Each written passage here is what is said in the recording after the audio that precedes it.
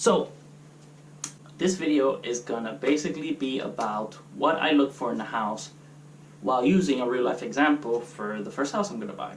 So to start off, the things I look for is the price of the house, obviously, because that's where the mortgage comes from. The monthly expenses for that house, so things that you need to spend money on every single month, such as taxes, insurance, gas, water, etc. That, the down payment, so this is how much money I need to put down when I'm purchasing the house. How much is going to cost to renovate it, if renovations are needed. Not always needed, but usually you want to get houses with renovations because usually they're at a lower price. You also want to see how much you can get per rent, how much rent you can get per apartment. And then you also want to look at how much equity is going into the property, just so you make sure that your mortgage isn't going to waste, you know?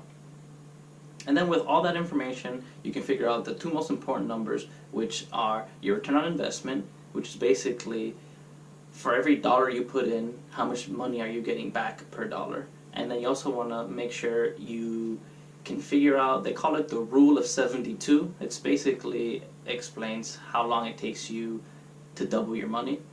I personally like to do, I just like to figure out how long it's going to take for me to make all the money I invested back. Okay, so basically everything I just said. So price of the home is $480,000. The actual loan mortgage is $456,500, right? So that's what the mortgage is based off of. The mortgage plus all the expenses, so my monthly payment every single month is going to be $3,050. My down payment is going to be $23,500. The renovation cost is going to be $15,000. So that gets added up and it ends up being $38,500. So that's my initial investment. That's all the money I put in to start this whole process. So the monthly rental from all the units a month will make me $4,300. So you basically take this monthly rent and you subtract it by the monthly expense. So it'll be $4,300 minus $3,050. So every month I make $1,250 from that house without doing anything. It's fucking great.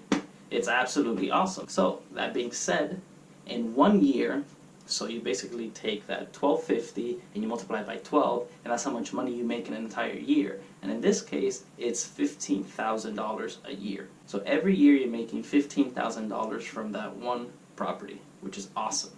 So basically, how to calculate your return on investment, it's pretty simple. The return on investment is just a percentage. It's how much money you make from it, so how much money you make a year, divided by the total investment. So the total investment, as we mentioned earlier, is $38,500, right? And then the profit every year is $15,000. So basically you take $15,000 and you divide it by $38,500, and that gives you around a 39% return on investment. So basically what this is for every dollar you put in, you get $1.39 back. So the next point would be how long it's going to take me to make all my money back. So basically what you do is you grab that $15,000 and you divide it into the $38,500. So it'll take me 2.5 years before I get all my money back and I can do it all over again.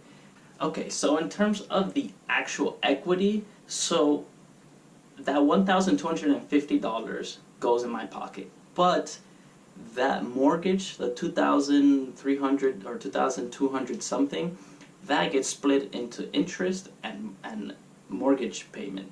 Every month the mortgage is going to go down. So if I start in September and I go all the way until next September, you can see here on this graph, and this isn't the most accurate, but it's about the same of what I'm going to actually be doing. So it shows that there has been $9,723 of equity put into the property. So if I sell that house for the exact same price I bought it for, I will make $9,723. And every year, that number gets bigger and bigger and bigger until I own the house after 30 years. So if you take that $9,723 and you divide it by that initial investment, that $38,500, it comes out to about a 25% return on investment, and that's equity. So basically, just to summarize everything, my monthly profit is going to be $1,250. My yearly profit is going to be $15,000. My return on investment is going to be 39% for rental, and then equity would be 25%. And it took me $38,500 to do all of this. So it's a lot of money. It's a lot of money. Like, that'll take me, and it'll take anyone multiple years or months to save up for that amount of money, and it's a lot. And it sucks that I'm putting all that money in, but it's better in the long run, because remember, for every dollar I put down, I get $1.39 or 36 cents. So I'm generating money, and it goes a long way over long periods of time. So that's one thing I want to focus on. So unfortunately, instead of taking all that money and buying a Model S P100D, which is $99,000, I buy a house instead. But eventually, hopefully, I buy enough houses where the amount of money that I'm getting per month can pay for that Tesla. Please, that's the dream. But till then, I will keep making these videos until I get to that point and you see my Tesla in the background. Also, if you like the video, subscribe, like, comment below if you have any questions. In the description, I'm actually going to put all this information, because sometimes I can get a bit too explanatory. I don't even know if that's a word, but I try to get too much into detail, and I lose my track, and then I bounce back, and then I'm over here and I'm over there. So I try and sometimes it's hard for me to explain numbers, but it makes sense in my head. But when I say it, it doesn't make too much sense. So I'm gonna put it all in the description. All the math is gonna be there. So if you have any questions, you can just go down there. Share this with your friends. If you like it, like the video. It helps a bunch. Subscribe. It'd be cool to reach 100 subscribers. And yeah, hopefully you guys stick around for the journey. That being said, I'm off this. Peace.